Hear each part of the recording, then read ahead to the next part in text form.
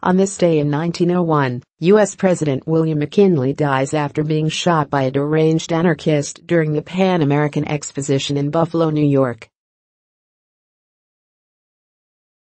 McKinley won his first congressional seat at the age of 34 and spent 14 years in the House, becoming known as the leading Republican expert on tariffs. After losing his seat in 1890, McKinley served 2 terms as governor of Ohio.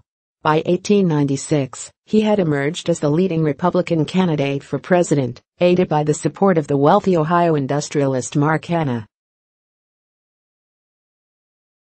That fall, McKinley defeated his Democratic rival, William Jennings Bryan, by the largest popular margin since the Civil War. As president, McKinley became known controversially as a protector of big businesses, which enjoyed unprecedented growth during his administration. He advocated the protective tariff as a way of shielding U.S. business and labor from foreign competition, and he successfully argued for using the gold standard of currency. Above all, however, McKinley's presidency was dominated by his foreign policy. In April 1898, he was pushed by Congress and American public opinion to intervene in Cuba's struggle for independence from Spanish colonial rule. In the first American war against a foreign power since 1812, the United States handily defeated Spain in just 3 months, freeing Cuba although the island became a U.S. protectorate and annexing Puerto Rico, Guam and the Philippines. For the first time, the United States had become a colonialist power. America's growing interests in the Pacific led McKinley's administration to greatly increase its involvement in Asian politics.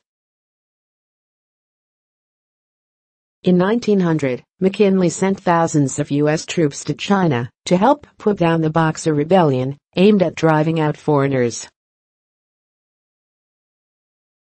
His aggressive open-door policy declared U.S. support for an independent China and argued that all nations with commercial interests in China should be able to compete on equal footing.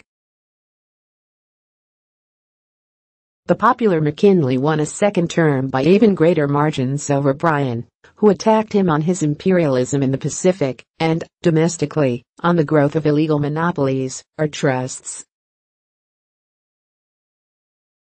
There was little time to see what his second term would bring, however. On September 6, 1901, while standing in a receiving line at the Pan-American Exposition in Buffalo, McKinley was approached by Leon Czolgosz, a Polish-American anarchist carrying a concealed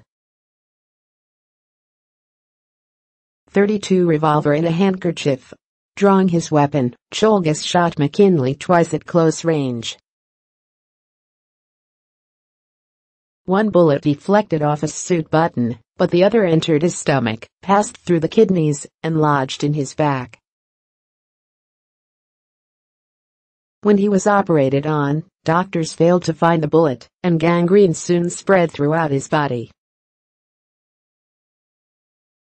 McKinley died 8 days later. Czolgosz was convicted of murder and executed soon after the shooting.